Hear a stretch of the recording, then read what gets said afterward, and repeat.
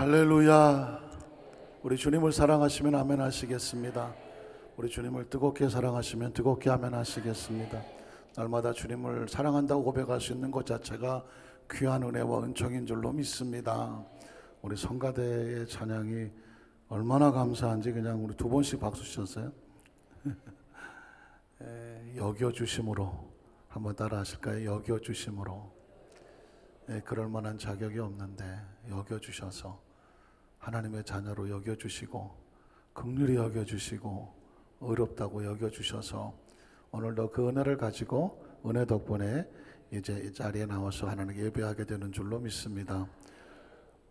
많이 더운 것 같은데 에어컨을 할 수 있으면 좀 많이 빠이 원색적인 단어지만 잘 주시고, 혹시 좀 더우시면 겉옷을 살짝 벗으셔도 괜찮을 것 같습니다. 2부 성가대에 제가 이런 말을 했어요. 2부 성가대가 오늘 반칙을 했다. 반칙, 어떤 의미에서 반칙이냐면 지난주보다 이번 주가 더 잘했다 그죠. 오늘 3부 성가대도 반칙을 하나 그랬더니 반칙을 했어요. 지난주보다 이번 주가 늘 잘하지만 더 은혜를 주셔서 가슴이 뭉클하게 하나님의 은혜를 느끼게 했습니다.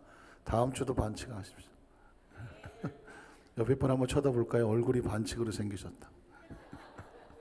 여기서 말하는 반칙이란 뭐냐면 보통을 뛰어넘는 얼굴이에요. 이렇게 생기면 반칙이지. 보통은 다 이렇게 생겨야 되는데 그거보다 더 뛰어나게 정말 보기 좋을 때 뭐라고 말하죠?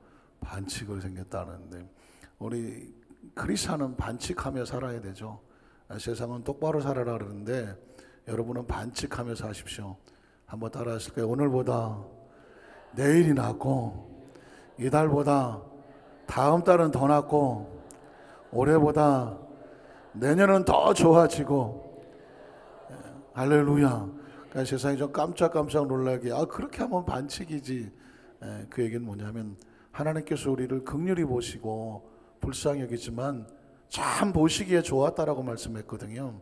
하나님 우리가 날마다 좋아지고 또 잘 되어지기를 원하시는 줄로 믿습니다.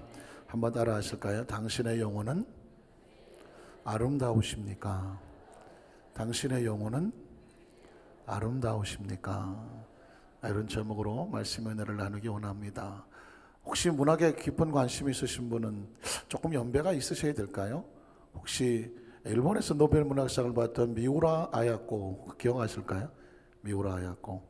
혹시 기억을 더듬으면 빙점이라고 하는 소설 하면 조금 연세가 드신 분들은 아마 그 당시 발간될 때마다 800만 부 이상 팔려나가고, 아까도 말씀드렸지만 노벨 문학상을 받은 대대적인 선풍을 이뤘고, 한국에도 거의 웬만한 사람들은 문학에 관심사는 다 읽어본. 왜 그러냐면 그분이 아주 신실한 크리스찬이기 때문에 더 관심이 있습니다. 사진 하나를 준비했는데요. 얼굴은 이렇게 생기셨어요. 미우라 아야코 균형문학관이 일본 홋카이도 스페치에 있고요. 이분이 쓴 책의 가장 대표적인 것이 바로 빙점이죠. 그리고 제가 아까 말씀드렸던 것처럼 아주 진실한 크리스찬입니다. 이름하여 신앙을 생활 속에 말씀대로 실천한 사람. 이 사람은 1920년대에 일본에서 태어났는데 동경에서 대학을 나오고 초등학교, 국민학교 선생님을 했습니다. 그런데 2차 대전이 터지고 일본의 군국주의를 보니까 이 사람의 마음에 큰 회의가 왔습니다. 그래서 학교를 그만두고 자기 고향인 홋카이도 시베츠로 돌아가서 조그만 마켓을 열게 됩니다. 마켓을 열기 전에 약혼자가 있었습니다. 그런데 이 미우라 아야코에게 폐결핵이 와서 몸이 아파 있는 상태인데 그 사랑하는 약혼자를 고치고 하겠다고 그 약혼자가 열심히 어떤 의사가 되게 한 준비도 하고 이러다가 오히려 본인이 안타깝지만 폐결핵에 걸려서 세상을 먼저 떠납니다. 시리에 빠져있던 이 미우라 아야코에게 정말 구원자처럼 한 사람의 남자가 또 등장을 하는데 그 사람의 이름이 미우라입니다. 이 사람과 결혼하기 때문에 미우라 아야코가 됩니다. 이 사람이 얼마나 헌신적으로 이 미우라 아야코를 돌봐주든지 두 사람이 열심히 행복하게 살려고 했지만 이 미우라 아야코는 늘 몸이 아픕니다. 남편의 월급을 가지고는 약값이라든가 여러 가지 생활이 되지 않아서 마켓을 하나 열게 됩니다. 마켓을 하나 여는데 너무너무 잘 되는 거예요. 뭐 매일 그 트럭으로 그냥 새 물건이 들어와야 될 정도로 굉장히 크게 장사가 잘 됐습니다. 근데 어느 날 이 미우라라는 남편이 미우라 아야코에게 말합니다. 우리가 이렇게 장사하면 안 되겠다. 주위에 있는 마켓들이 잘 되지를 않는다. 그래서 우리의 가게만 갖다 놓을 물건을 정해놓고, 그리고 다른 가게에는 우리 가게에 없는 것들을 가져올 수 있도록 배려를 해주라 하는. 이 아야코는 그 얘기를 처음 들었을 때 무슨 장사를 이렇게 하나 하면서 이해가 되지 않았지만, 그 남편은 이렇게 말했습니다. 성경에 내 이웃을 내 몸처럼 사랑하라고 말했다. 우리 가게만 잘 되는 것은 성경적이 아니다. 주위 가게도 같이 잘 돼야 되지 않겠느냐. 남편의 마음을 알게 되고 그것이 그리스도의 마음이라는 것을 알게 되자 실천합니다. 이웃의 가게들을 찾아가서 자신의 가게에는 이런 목록의 물건을 가지고 있을 테니 그 외의 물건들은 당신들의 가게에 물건을 갖다 놓으십시오. 그리고 당신들의 가게에 갖다 놓은 물건은 우리가 가게에 갖다 놓지 않겠습니다. 그래서 자기 가게에 와서 없는 물건을 찾으면 그 가게에 가라고 소개를 해주기 시작합니다. 그러다가 보니까 주위에 있는 가게들도 같이 잘 되기를 시작합니다. 시간이 좀 넉넉해진 이 아야코는 그때부터 글을 쓰기 시작을 합니다. 그래서 쓰여진 글이 바로 빙점이라고 하는 소설이었고, 그 빙점이라는 소설은 당시 일본 문학 그 경연대회라고 말할까요? 그 대회에 나가서 1등을 하게 되고, 그리고 800만 부 이상이 팔려지게 되고 노벨 문학상을 받게 됩니다. 그래서 얻어진 수입은 마켓에서 한 것은 상상도 안 될 정도로 엄청난 수입을 거둬지게 됩니다. 그러나 그는 그것을 가지고 그리스도의 사랑을 실천하면서 자신은 평생 몸이 아프고 힘들었지만 그 고통 속에서도 주님의 사랑을 느끼는 것을 간증하며 전파하며 삶을 살았습니다. 그래서 그 사람을 이끌어서 이렇게 말합니다. 세계적인 문학가라고도 말하고 노벨 문학의 수상자라고도 말하지만 더 중요한 것은 뭐냐면 하나님의 말씀을 삶 속에 실천한 사람은. 여러분, 크리스찬으로서 이것처럼 빛나는 단어가 있을까요? 하나님의 말씀을 삶 속에 실천하며 살아간 사람. 그래서 그 사람을 이름하여 뭐라고 부르는지 아십니까? 영혼이 아름다운 크리스찬이라고 말했습니다. 그의 몸은 폐결력으로 늘 약하고 힘들고 어렵고 병치레를 하고 살았지만 그의 영혼은 정말 하늘의 별처럼 빛이 나기 때문에 많은 사람을 그 사람의 영혼이 아름다운 크리스찬이라고 불렀습니다. 한번 따라하실까요? 영혼이 아름다운 크리스찬. 우리의 삶 속에 우리가 정말 듣고 싶은 단어는 그런 단어가 아닐까요? 지난 3주 동안에 제가 조영계 목사님과 김성희 총장을 모시고 일본 홋카이도의 시베츠라는 곳을 가게 됐는데, 수련회를 가게 됐는데 정말 알고 간 것은 아니었는데 그곳에 이 미우라 아야코의 생가가 있었습니다. 생가가 있고 기념 문학관이 있었습니다. 그리고 마치 이 미우라 아야코처럼 삶을 살아가고 있는 또 한 명의 무명의한 영혼이 아름다운 크리스찬을 만나게 됐습니다. 무슨 큰 교회에 많은 일을 열심히 하는 크리스찬은 아니었습니다. 그 지역에 단 한 명의 크리스찬이었어요. 단 한 명의 크리스찬. 제가 사진을 하나 제가 준비를 했는데요. 조 목사님을 모시고 제가 옆에 있고, 그 다음에 왼쪽에 있는, 제가 볼 때 왼쪽에 있는 저분이 올해 63세의 권사님이었습니다. 순복음에서도 은혜를 많이 받고 또 신앙생활을 열심히 하시던 분인데, 제일동표 남편을 결혼하고 일본에 와서 한국에서도 사업을 크게 하려고 하다가 어려움을 당했지만 다시 일본에 자기 고향, 그게 알고 보니까 홋카이도 시베츠라고요. 거기 가서 말기암 환자들을 돌보고 있는 병원을 운영하고 있고요. 연세 많으신 분들을 돌보는 요양병원도 같이 하고 있습니다. 그런데 그 사람이 이렇게 말하더라고요. 사진을 지어주시고요.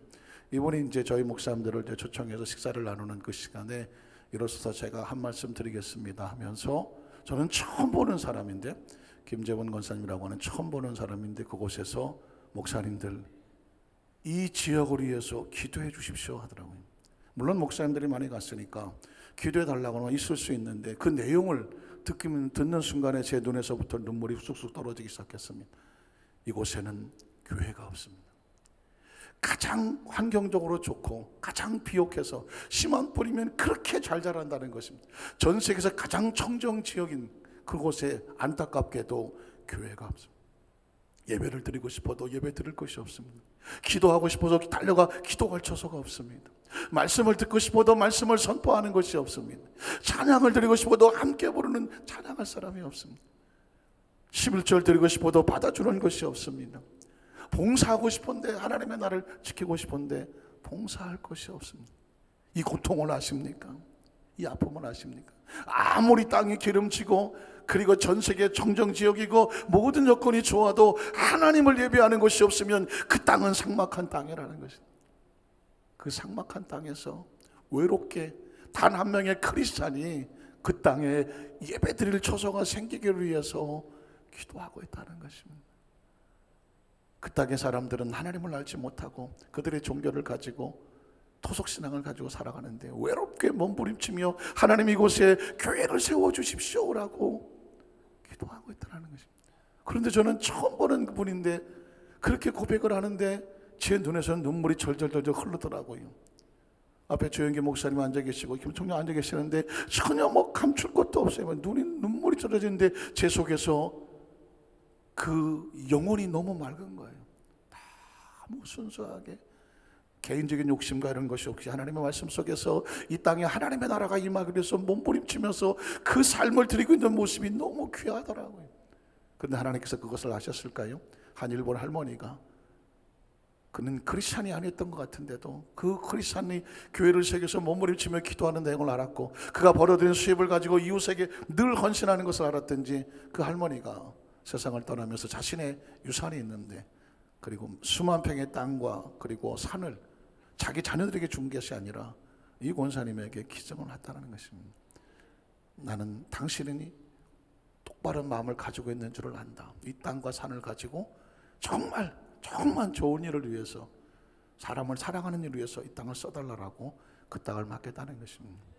그런데 놀라운 것은 그 자녀들이요, 단 한 푼도 깎지 않고 그것을 통째로 어머니가 남겼기 때문에 당신에게 준다고 말하고, 이 사람은 또 그냥 받을 수 없다고, 세금은 내가 내겠다고 그러면서 그렇게 하는 모습들이 너무 귀하고 감사한 거예요. 단 하나 욕심이 없는 거예요. 수만 평의 땅을 거침없이 넘겨주고 그 땅을 자식들이 단 용기를 욕심내지 않냐고 기꺼이 어머니의 유언대로 넘겨주고, 그것을 받으면서도 무슨 횡재했거나가 아니라 거기에 들어지는 것은 나는 지불하기 원한다고 말은 자식들은 원하지 않고, 그러면 내가 세금이라도 내겠다. 떳떳하게 그것을 받아 하나님 나라를 헌신하겠다고. 이런 과정들을 보면서 정말 마음이 깨끗하고 심정이 깨끗하고 영혼이 맑지 아니하면 할 수 없는 일입니다. 제 마음속에 성령이 주시는 강한 감동이 있었습니다. 신앙의 가장 궁극적인 이 목표는 뭐냐? 영혼이 아름다워지는 것이다. 하나님께서 마음껏 부어주시고 싶은 그 영혼이 아름다운 그 사람을 찾고 있다는 것입니다. 말씀을 묵상하기 시작합니다. 하나님, 이번 주 우리 강단에 서서 말씀을 선포해야 된다. 하나님, 성경 속에서 영혼이 맑아서 하나님이 선택한 사람들을 찾게 해주십시오. 말씀을 묵상하다가 첫째로 만나게 된 사람, 바로 하나님께서 맡기신 방주를 짓고 있는 노아를 만나게 됩니다. 우린 첫 번째로 온갖 비난 속에서도 구원의 방주를 완성하는 노아에 대한 얘기는 여러분 너무 잘 아시죠? 그런데 여러분, 영혼의 모습으로 노아의 영혼은 어떤 모습을 가지고 있는지 그런 관점으로 한번 접근했으면 좋겠습니다. 창세기 6장 13절로 14절에 보니까 하나님께서 노아에게 이렇게 말합니다. 모든 혈육 있는 자가 포악함이 땅에 가득합니다. 어쩌면 이 시대 속에서도 우리가 이런 위기를 느끼고 있지 않나요? 혈육 있는 자들이 온갖 죄와 타락과 그 포악함의 땅에 가득함으로 하나님의 가슴이 처절하죠. 그 끝날이 다가왔습니다. 인간의 죄가 가득하면, 육신의 죄의 끝은 사망이거든요. 이 세상도 마찬가지입니다. 포악함이 가득하면 하나님께서 끝날에 내 앞에 이르렀으니 내가 그들을 땅과 함께 멸하리라 그 말씀합니다. 그런데 너는 고페르나무로, 잣나무입니다. 고페르나무로 누구를 위해서? 저는 깜짝 놀랐습니다. 방주는 하나님의 명령이기 때문에 감당해야 하기도 하고 하나님께서 쓰시기 위해서 감당하기도 하는 건데, 하나님의 나라를 위해서 내가 기꺼이 희생하고 헌신하고 내 것을 드린다라고 생각을 했는데 하나님이 이렇게 말씀하시는 거예요. 방주가 누구를 위해서 짓는지 아니? 어떻게 생각하셨습니까? 누구를 위해서 짓습니까? 너를 위해서 짓는다는 거죠. 방주는 하나님께서 우리에게 어떤 것을 요구하시고 맡기실 때에 너 나를 위해서 일해 줄 수 있니? 겉모습은 그렇게 보이는데, 그러나 내면의 본질에 가니까 사실은 말이야, 그건 누구를 위한 것이다? 널 위한 것이었어. 그랬습니다. 하나님은 노아에게 방주를 지으라고 말하는데 그건 너를 위해서 방주를 만든다. 그 안에 칸들을 막고 역청을 그 안팎에 칠하라라고 말했습니다. 사실 노아가 어떻게 선택이 되었을까요? 8절로 9절에 보니까 노아는 이런 사람이었습니다. 그러나가 뭘까요? 앞에 혈육을 가진 사람들이 다 타락하고 죄악의 관영에서 하나님께서 그 끝날에 심판하시고자 하는 그 어둠캄캄한 속에서 하늘의 별처럼 빛나는 한 영혼이 있었습니다. 그 영혼이 이름하여 노아였습니다. 그래서 성경은 이렇게 말합니다. 그러나 노아는 야훼께 은혜를 입었더라. 무엇이 하나님께 은혜를 입게 했을까요? 그 다음 절에 보니까 이것이 노아의 족본이라 노아는 의인이요 당대의 완전한 자라. 그가 하나님과 뭘 했을까요? 동의했습니다.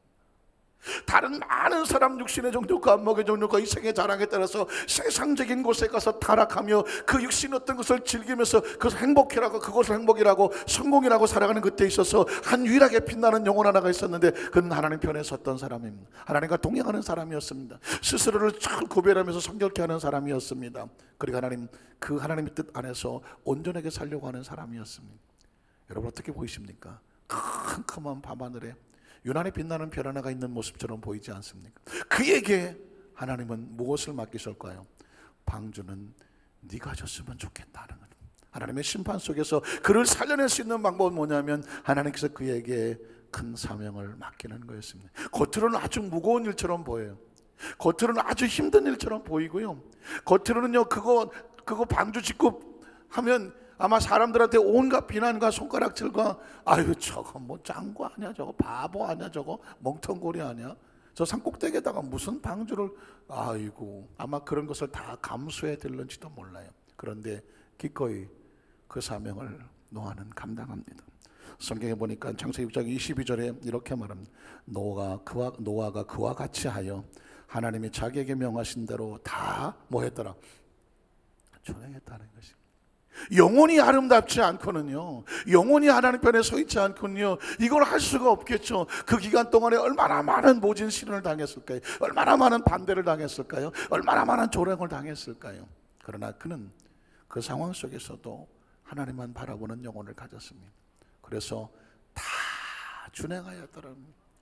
하나님께서 말씀하신 것을 다 기꺼이 준행해냈고 말았다는 것입니다. 그러면 과연 이 방주가 노아를 위한 것일까요? 창세기 7장 21절로 23절에 보니까 땅 위에 움직이는 생물이 다 홍수 때문에 다 죽었습니다. 그 새와 가축과 들짐승과 땅에 있는 모든 것과 모든 사람이 다 죽었습니다. 육지에 있어서 그 코에 생명의 기운이 숨어있는 것들은 다 홍수로 말미암아 다 죽었다라고 말하고 있습니다. 그런데 그 다음 절에 보면 지면의 모든 성물을 쓸어버리시니 그 사람과 가축과 기는 것과 공중의 새까지 남아있는 것이 없었습니다. 이들은 땅에서 쓸어버림을 당하였을 때 그러나가 있죠. 여러분 크리스찬은 반전이 있어요. 다 그렇게 됐지만 그러나 성경에 보니까 오직 한 사람이 나오고 있습니다. 오직 노아와 그와 함께 방주에 있던 자들만 어떻게 됐더라? 남았더라. 앞에 무슨 자가 생략됐을 것 같아요? 살아남았더라. 다 죽었다고 말합니다 여기는. 그런데 그 가운데서 살아남은 자가 있었습니다. 무엇을 준비한 자? 방주를 준비한 자. 결국 방주는 누구를 위해서 만든 것인가요? 노아죠. 노아, 나를 위해서 만든 거예요. 저와 여러분이요, 믿음 안에서 그 가정에서 또 직장에서 사업장에서 신앙 지키려고 몸부림치시는 거 알아요. 몸부림치시는 거 알아요. 그래서 제가 어느 날 크리스찬을 보면 막 불쌍하더라고. 불쌍해. 왜 불쌍한지 아십니까? 우리가 무슨 의의를 선택할 능력이 있습니까? 도덕과 무슨 윤리와 수양을 많이 받아서 그 많은 유혹 앞에서 까딱하지 않고 버틸 만한 그런 어떤 것을 가지고 있습니까? 그렇지 못하잖아요.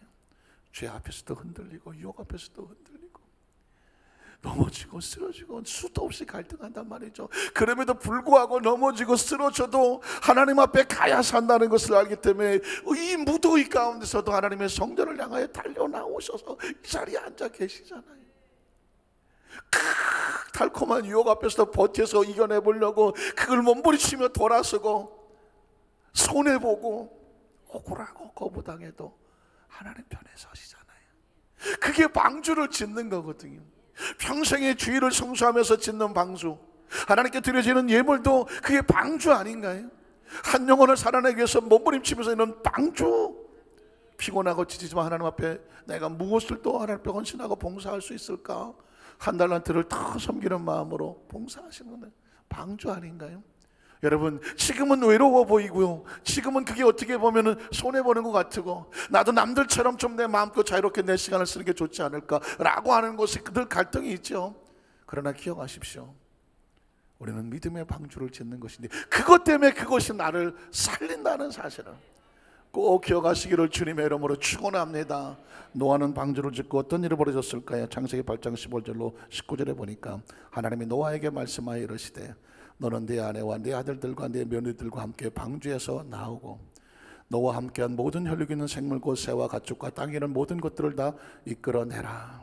이것들이 땅에서 생육하고 땅에서 새로운 축복이 선포되죠. 생육하고 땅에서 번성하리라 하시매 노아가 그 아들들과 그의 아내와 그 며느리들과 함께 나왔고 땅 위의 동물 곧 모든 짐승과 모든 기는 것과 모든 새도도 그 종류대로 방주에서 나와서 새로운 세대가 출발하는 거예요.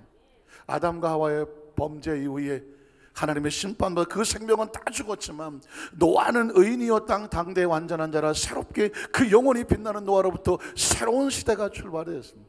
저는 우리 안산교회 성도들이 가정에서 가문에서 삶 속에서 하나님이 보시기에 어두침침한 세상 속에서 그 영혼이 반짝반짝거려서 하나님께서 그 가정과 사업과 직장을 살리기 위해서 하나님이 맡기시는 방주의 사명이 있기를 주님의 이름으로 축원합니다. 이 신앙생활을 하는 거 보면요, 관점이 바뀌어지는 거더라고요. 이걸 내가 왜 해야 돼? 보통은 다 그렇게 생각을 하거든요. 그런데 그 관점 속에서 이게 나에게 주는, 이게 하나님이 날 위해서 주신 거라고 하는 이 관점이 바뀌어진다면 삶의 모습은 달라집니다. 여러분 혹시 기억하십니까? 제가 그 전에 10년 동안 노예생활, 종살이를 하던 사람이 10년 만에 이제 계약에서 벗어나서 자유를 얻는 그 전날 밤 이야기 혹시 기억하시나요? 그 두 종들은 이제 내일이면 이제 우린 자유야. 얼마나 정말 두 다리 쫙 뻗고 푹 자고 싶었을까요? 근데 갑자기 방문을 열리면서 주인이 참 모질게도 볏집단을 집어 던지면서 내가 급하게 이 새끼줄이 필요하게 됐다. 내일이면 끝나는 걸 알겠지만 오늘 밤에 좀 나를 위해서 새끼줄을 좀 가늘하게 아주 질기게 끝까지 좀 잘 좀 새끼줄을 꼬아주면 안 되겠니? 라고 부탁을 합니다. 그때 한 종은 뭐라고 했나요? 내 참 더럽고 치사해서 정말, 아니 내일 정말 10년을 부려먹고 내일이면 끝난 사람이 오늘 밤까지 부려먹어야 돼? 대충 그냥 그까이 거 뭐 이렇게 해갖고 그냥 흉내만 내갖고 던져놓고 알게 뭐야, 다음에 내가 또 오겠어, 이제 내일 가면 끝인데 라고 한 사람은 잡니다. 또 한 사람은 어떻게 됩니까? 오죽하면 주인이 이 밤에 얼마나 다급하면 나에게 이렇게 이걸 부탁을 할까? 그동안 10년 동안도 감사한데 마지막 작품이라고 생각을 하고 정말 정성 들여서 하나 남겨놓고 가죠. 한 사람 마지막 가늘게 길게 끝까지 거의 날 새도록 정성껏 꼬아서 내려놓습니다. 자, 그들은 모두 주인을 위한 거라고 생각을 했습니다. 자기들이 희생을 하고 자기들이 봉사했다고 생각했습니다. 여러분 결과를 기억하시죠? 다음날 아침 주인은 뭐라고 말합니까?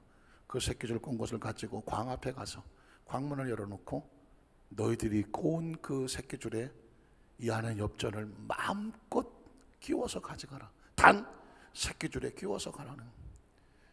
그 얘기를 듣고 나서 기가 막혀서 절도한 사람은 누구예요? 밤새 대충 그까이 해갖고 이렇게 했던 이 종은 깜짝 놀랐습니다. 아무리 생각해도 자기가 꼬은 새끼줄에 접전이 들어갈 리가 없어요. 아무리 쑤셔 넣어도 들어가지 않고 들어간 건 끊어지고 거기서 땅을 찌고 난리를 칩니다. 진작 좀 얘기해 주시지. 그러나 주인을 위해서 기꺼이 새끼줄을 정성하고 왔던 사람은 눈물을 흘립니다. 그랬어. 주인은 자신을 위해서 꼬으라는 것이 아니라 나를 위해서 꼬라고 한 것이었어. 그게 주인의 마음이었어. 여러분 그렇습니다. 인생의 삶을 살다 보도 그런 일이 있을 수 있다고 하면 신앙은 당연한 거예요. 하나님 안에서 벌어지는 거는요, 어떻게 보면 모질어 보이고 억울해 보이고 속상해 보이고 힘들어 보이지만 기억하십시오. 반드시 누구를 위해서? 나를 위해서 잘 되라고 하는 거예요. 이게 하나님의 마음이에요. 두 번째, 여러분, 영혼이 아름다운 사람은 뭐냐면 원수 같은 형제들을 기꺼이 용서하고 포용하는 요셉의 모습을 봅니다. 요셉의 스토리는 귀가 이인이 박히도록 듣고 계시죠. 영혼의 입장에서 보자는 것입니다. 이렇게 하는 영혼의, 이 요셉의 영혼은 어떻게 빛나고 있을까 하는 거죠. 창세기 37장 1절 5절에 보니까 요셉은 참 시련과 아픔 속에서 출발을 합니다. 야곱이 가나안 땅과 그의 아버지가 거류하던 땅에 거주하였으니, 야곱의 족보는 이러하니라. 요셉의 17세의 소년으로서 그의 형들과 함께 양을 칠 때에 그의 아버지의 아내들 비라와 실바의 아들들과 더불어서 함께 있으니, 이복 형제들이죠. 그가 그들의 잘못을 아버지에게 말하더라. 요셉은 노년에 얻은 아들이므로 이스라엘의 여러 아들들을 보다 그를 더 사랑하므로 그를 위해서 채소옷을 지었더니, 그러나 그 형들이 아버지가 형들보다 그를 더 사랑함을 보고 그것 때문에 그를 미워하여 그에게 편안하게 말할 수 없다. 불편한 관계였었다는 것이죠. 그리고 5절에 보니까 요셉이 꿈을 꾸고 자기 형들에게 말하며 그들이 그를 더욱, 그렇지 않아도 미워 죽겠는데 더더욱 미워했습니다. 그러니까 요셉은 이복 형이 10명이나 있었고, 그리고 자기의 친동생이 어린아이가 하나 있어요. 그러니까 가장 힘들고 어려운 생에 출발을 합니다. 계속해서 요셉은 죽음의 위기를 만납니다. 창세기 37장 18절로 20절을 보면 요셉이 그들이 가까이 오기 전에 그들이 요셉을 멀리서 보고 어떻게 생각합니까? 저 새끼 죽여버리자. 10명이 작당을 합니다. 요셉을, 17살의 어린 소년을 저 죽여버리자고. 그래서 그 다음 절에 보면 뭐라고 말하냐면 서로 이르되 꿈꾸는 자가 오는 자라 비웃는 거죠. 자, 그를 어떻게 하고 죽이자고 말합니다. 그래서 한 구덩이에 던지고 우리가 말하기를 아버지에게 가서는 악한 짐승이 그를 잡아먹었다고 맞아요. 요셉은 이제 거의 매일매일 죽음의 위기를 만나게 됩니다. 결국 아시는 것처럼 요셉은 남의 집에 팔려가는 노예가 되고 억울하게 또 감옥에 끌려가는 신세를 지게 됩니다. 그 시련과 고통의 시간이 13년입니다. 여러분, 저와 여러분이 만약 그런 경우를 당했다고 하면 어떨까요? 감옥에서 남의 집 살면서 한 가지 생각밖에 없을 거예요. 내가 나가면 한 놈씩 가만두지 않겠다. 맨날 원한과 원망과 마음속에 있는 보복과 복수로 가득 찰 것입니다. 여러분 어떠십니까? 혹시 여러분 살아온 인생 이야기를 듣고 싶어요. 여러분 삶 속에서 혹시라도 억울하고 원통하고 속상해서 정말 나한테 한 번만 기회를 주면 가만두고 싶지 않은 사람 있나요? 없나요? 없구나. 없으시구나. 저는 있었어요. 한 번만 하나님 기회를 주시면 왜 없겠어요? 그런데 여러분 보십시오. 그래서 요셉의 생애를 찾아봤어요. 요셉은 혹시라도 한 글자라도 그런 단어가 나오나, 안타깝게도 아무리 뒤져도 요셉의 고백 속에서는 보복이 없어요. 복수가 없어요. 분노가 없어요. 적개심이 없어요. 내가 그런 말이 없어요. 어떻게 그렇게 할 수 있었을까요? 그 이유를 어디서 찾아볼 수 있냐면 창세기 50장 15절로 21절에서, 아니 창세기 41장부터 찾아볼게요. 41장 37절로 43절에 보면, 정신을 못 차렸죠. 제가 왔다 갔다 해갖고. 자, 41장에 보면 요셉이 이 어려움을 찾아내고 난 결과가 있었죠. 바로와 그의 모든 신하가 이를 좋게 여긴지라 바로가 그의 신하들에게 이르되 이와 같이 하나님의 영에 감동된 사람을 우리가 어찌 찾을 수 있으리요? 여러분, 이 바로는 하나님을 모릅니다. 그리고 당대 최고의 위치에 있는 사람입니다. 그런데 지금 이 감옥에 수감되어 있는 한 30대 젊은 그 히브리 청년을 보면서 이 바로의 마음이 뜨거워 견딜 수가 없습니다. 그가 볼 때 겉모습이 보이지 않아요. 그의 영혼이 얼마나 아름다운지 몰라요. 그의 영혼 속에 빛나고 있는 하나님의 감동된 모습을 보면서 이렇게 아름다운 영혼이 있나? 이렇게 하나님의 신에 감동된 영혼이 있나? 바로가 깜짝 놀랍니다. 여러분, 겉모습은 초라해요. 아니, 감옥에서 3년 이상 있다가 나온 사람이 그 얼마나 꾀죄죄하겠습니까? 그런데 그 당대 최고의 왕이 봐도 너무 빛나는 거예요. 뭐가 없이 빛났을까요? 그 속에 영혼이 빛나는 거예요. 불이 그 안에 살이가 없어요. 살기가 없고요. 보복과 복수가 없어요. 만에 하나 그 3년 동안에, 아니 지난 10년 합쳐 13년을 갔다가 복수의 칼날을 갈았다고 쳐보십시오. 눈이 반짝반짝할 겁니다. 저 누구라고 말하지 않겠지만 우리나라 이 주목계에 아주 이름만 대면 그냥 아시는 분이, 아주 등치는 조그맣고요, 아주 날씬하게 생겼어요. 아주 빼짝 말았어요. 어느 집회에서 인사를 할 기회가 있었어요. 손을 딱 잡는데 깜짝 놀랐습니다. 눈에 살기가, 혹시 아시나요? 어느 패스하면서 칼로 뭐 이렇게 뭐 심줄을 끊고 뭐 그랬다고 하는 사건의 주인공입니다. 그 파의 두목이에요. 서로 통성명을 하고 인사를 하는데 깜짝 놀랐습니다. 키도 나보다 작고 덩치도 작은데 딱 살기가 돌아오는데, 그가 크리스찬으로서 돌아와서 이제 막 활동하려고 하는 그때인데 그의 눈에서 살기는 아직도 번쩍거리더라고요. 그래서 이래서 조폭두목을 하는구나. 눈을 딱 맞춘 순간에 살기가 막 전율을 흐르게 하더라고요. 이거 왜 그럴까요? 늘 분노와 보복과 복수와 살기를 품고 있기 때문에. 아마 요셉이 그랬으면 그랬을 거예요. 그 영혼이 맑을 리가 없잖아요. 그런데 바로 왕은 요셉을 보고 말합니다. 너와 같이 하나님의 신에 감동된 사람을 못 봤다. 내가 이 나라를 너 같은 사람에게는 나라를 맡겨도 되겠다라고 말하고 있습니다. 사랑하는 성도 여러분, 이게 바로 요셉을 살리는 거예요. 자, 여러분, 요셉은 결국 그의 형들을 어떻게 대했을까요? 창세기 50장 15절로 21절에 보니까 이렇게 합니다. 요셉의 형제들이 그들의 아버지가 죽었음을 보고 말하되 요셉이 혹시 우리를 미워하여 우리가 그에게 향한 모든 악을 다 갚지는 아니할까 하고 해놓은 짓거리가 있으니까요, 요셉에게 말을 전하 이르되 당신의 아버지가 돌아가기 전에 명령하여 이르기를 너희는 이같이 요셉에게 이르라 내 형들이 내게 악을 행하였을지라도 이제 바라건대 그들의 허물과 죄를 용서하라. 요셉이 아버지 말은 들으니까 아버지가 돌아가실 때 이런 유언을 했다고 하면 들어줄까 싶어서 아버지 유언을 조작하고 있는 거죠. 당신의 아버지 하나님의 종들인 우리 죄를 이제 용서서 하매, 그리고 요셉이 그에게 하는 말을 들을 때 울었습니다. 요셉에게는 보복하고 싶은 마음이 없거든요. 복수하고 싶은 마음이 없어요. 그렇게 하고 싶지도 않아요. 그런데 형들은 그럴까 봐 막 두려워 떨고 앞에서 거짓말을 하니까 요셉의 가슴이 아픈 거죠. 그래서 요셉은 그 다음 절에 이렇게 말하죠. 그 형들이 또 친히 와서 요셉의 앞에 엎드리되 우리는 당신의 종들입니다. 요셉이 그들에게 이르되 두려워하지 마소서 내가 하나님을 대신하리이까. 한번 따라 하실까요? 내가 하나님을 대신하리까. 지난 13년 동안 남의 집살이하고 옥살이를 할 때에 요셉은 어디만 바라보고 있었냐면 하나님만 바라보고 있었던, 그 분노의 대상을 바라보고 있는 것이 아니라 이 뒤에서 이끌어 가시는 하나님을 바라보고 있었습니다. 그러니까 그의 얼굴에 분노가 없죠. 살기가 없어요. 보복과 복수가 없는 거예요. 하나님이 내 삶을 이끌고 계신다는 거예요. 그 아까운 시간과 정력과 마음을 그 분노와 살기에 빼앗기고 싶지가 않은 거예요. 하나님 앞에 고정해 놓고 있습니다. 그러니 그의 영혼을 다치게 할 수가 없죠. 그의 영혼은 하나님만 바라보고 있는 거예요. 그래서 그는 이 상황 속에서도 나는 내 마음대로 하지 않는다, 감정대로 하지 않는다, 하나님의 마음에 맞는 것을 선택한다. 그 다음 절을 보면 그래서 당신들은 나를 해하려고 했지만 내가 믿는 하나님은 그것을 무엇으로 바꾸셨나요? 믿으십니까? 믿으십니까? 이걸 가슴에 품고 있어야 우리 영혼이 다치지를 않아요. 저도 그랬어요. 지난 32년 동안 목회 생활을 하면서 별의별 사람을 다 만나죠. 정말 별의별 사람을 다 만납니다. 정말 좋은 성도님들도 만나지만 정말 끔찍한 분들도 간혹 있을 수 있습니다. 왜 장로 안 시켜주냐? 교회 나온 지 얼마 됐다고 나 장로 시켜달라고 그래. 그리고 뭐 그냥 하여튼간에 뭐 여러 가지 상황이 있을 수 있어요. 그런데 여러분, 그런 분들을 볼 때마다 그걸 어떻게 이겨내요?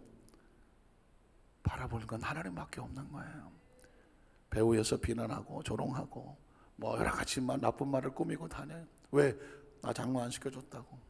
아니 안수집사도 안 고쳐놓고 뭐 하루아침에 장로가 돼요. 내가 세상에서 어떤 사람인데 막 이러면서 하는 적이 있었어요. 뭐 그래서 제가 그때 하나님 앞에 거꾸러지면서 기도하면서 하나님 또 기도하시라고 하는구나. 그 상황 속에서 하나님만 바라보게 되는 거죠. 요셉에게서 배웠거든요. 아무리 억울하고 힘들고 어려운 일을 만나더라도 사람을 붙잡고 얘기하지 않는다. 하나님 앞에 구한다. 여러분도 마찬가지예요. 혹시 어떤 그 사람의 결과를 알고 싶으면 이렇게 하시면 돼요. 그 결과는 하나님께 맡기면 되는 거예요. 우리가 하는 것은 축복하고 용서하는 것입니다. 미국의 아주 유명한 대학에서 중풍병에 걸린 분들을 이렇게 상담하면서 심리 연구를 한 적이 있어요. 이 사람들이 아무리 약으로 해도 치료가 잘 안 돼요. 그래서 상담사들이 연구를 해봤더니 한 100명을 가지고 연구를 했는데 그 중에 한 90% 이상이요, 안타깝지만 미움과 원한으로 꽉 들어져 있어요. 어떻게 해서 병을 앓게 됐는가? 그 상황을 알게 되면 어떤 큰 배신의 사건, 어떤 큰 억울한 사건, 충격적인 어떤 사건, 그 순간에 자기가 감정으로 이겨내지 못해서 하던 가운데에 몸이 덜커덕 마비가 오면서 병원에 입원하게 됐다. 그런데 놀라운 것은 그 오랜 시간에 병원에 있는 동안에 그 원한을 그대로 가지고 있는 거예요. 내가 몸이 낫기만 하면 내가 가서 반드시 보복하겠다. 그런데 알고 봤더니 그것 때문에 몸이 아직도 굳어서 펴지지가 못하다. 그래서 그분들을 상담을 하면서 신앙이 있는 사람에게는 다시 한번 신앙의 모습으로, 신앙이 없는 사람에게는 그리스도의 복음을 전하면서 당신이 나을 수 있는 방법이 있는데 그것은 뭐냐면 사랑과 용서라고 말했어요. 여러분 어떻게 생각하세요? 그 분노와 억울함 때문에 이 마비되어 있는 사람에게 사랑과 용서하는 절대 못한다고 그래요. 내가 죽으면 죽었지 난 절대로 못한다. 그런데 차츰차츰 그들을 위해서 복음을 전하면서 상담하면서 그것은 그 사람을 위해서가 아니라 당신이 낫기 위해서라는 거다. 나으려면 용서해야 된다고 했더니 펑펑 오면서 그냥 펑펑 울고 나서 뭐라고 말합니까? 내가 그러면 용서하기 원합니다. 그래서 예수님의 이름으로 사랑하고 용서합니다. 떨어지지 않는 입술로 그곳을 고백을 하고 나서 놀랍게도 그 90% 중에서 60%, 65% 이상이 그 마비됐던 것들이 풀어지기를 시작을 하더라는 것입니다. 그것이 미국 대학병원에서 나오는 상담의 사례이고 치료의 사례예요. 그러니까 그래서 나오는 것일수록 이 마음속에서 굳어진 것들이 몸을 아프게 한다는 것은 요즘 너무나 유명해진 그런 이야기들 중에 하나입니다. 사랑하는 성도 여러분, 오늘 이 시간도 마찬가지입니다. 오늘 저와 여러분 마음속에 아직도 미움의 어떤 끝자락이라도 남아있거나 한 토록지라도 남아있다고 하면 사실상 그거는 누구를 위해서? 나 자신을 위해서 털어놔야 돼. 이게 지혜로운 거예요. 이게 남아있는 한 나를 상처 입히고 다른 사람을 상처 입히고 우리 영혼에 안타깝지만 흠집을 낼 수가 있는 것입니다. 마지막 세 번째로 성경 속에 그래서 믿음의 선배들을 찾아보면은요, 다 하나님께서 영혼이 아름다운 사람들을 하나님 앞에서 쓰임받게 하더라고요. 여호수아도 하나님 앞에서 모세의 끝까지 헌신하는 걸 보면 나이가 중요하지 않죠? 그의 순수하게 충성하는 영혼이 아름다운 거예요. 아론과 우리 모세의 손을 끝까지 붙잡고 있는 모습을 보면 영혼이 아름다운 거예요. 사렙도 과부가 자기의 자식에게 줄 마지막 것을 가지고 그 하나님의 말씀에 순종하며 생명 같은 음식을 가져가는 뒷모습을 보자고요. 영혼이 아름답잖아요. 그러니까 성경은 하나님께서 하나님을 사랑하는 사람들의 영혼의 모습을 우리에게 보여주고 있으며 너희 크리스찬들도 그 믿음의 선배들을 통해서 보면서 너희 영혼을 단장하며 살라는 모습을 드려야죠. 오늘 성경 본문은 바로 마리아의 가장 아름다운 영혼의 모습입니다. 제자들은 야, 예수님이 한 자리 하면 우리가 어떤 자리에 올라갈까라고 세속적인 지위에 관심이 있었습니다. 그러나 마리아는 자신의 옥합을 깨뜨려서 향유를, 지창금이는 결혼 지창금을 예수님의 머리와 발에 붓고 씻깁니다. 그 당시 풍습으로는 최상의 헌신과 그리고 감사의 표시였습니다. 제자들은 시끄럽다고 말해. 이 뭐 하는 짓이냐고 아깝게 막 난리를 쳤죠. 그때 여러분 예수님의 고백을 기억하십시오. 가만두어라. 저가 내게 좋은 일을 하였느니라. 한번 따라 하실까요? 그만두어라. 저가 내게 좋은 일을 하였느니라. 사랑하는 성도 여러분, 영혼이 빛나는 사람을 향하여 주님이 하시는 말씀입니다. 저는 우리 여의도 만산교회 성도들 가슴속에 의식 속에 저 사람 참 옷이 참 멋있다. 머리가 정말 너무 스타일이 좋다. 얼굴도 참 이쁘다, 잘생겼다. 다 중요한 이야기겠지만 진짜 중요한 것은 영혼이 아름다워야 됩니다. 하나님 보시기에 참 네가 나에게 좋은 일을 많이 했구나. 그거 우리 인생의 마지막 성공의 그 마지막 잣대는 뭐냐면 저가 내게 좋은 일을 하였구나. 바라기는 저와 여러분이 하나님 앞에서 이제는요, 몸도 깨끗하게 하고 옷도 잘 입으셔야 되겠지만 우리 영혼을 잘 관리해서 하나님 보시기에 좋은 일을 많이 하셔서 하나님 보시기에 웅클거리게 하는 우리 안산교회 성도들 되시기를 주의 이름으로 축복합니다.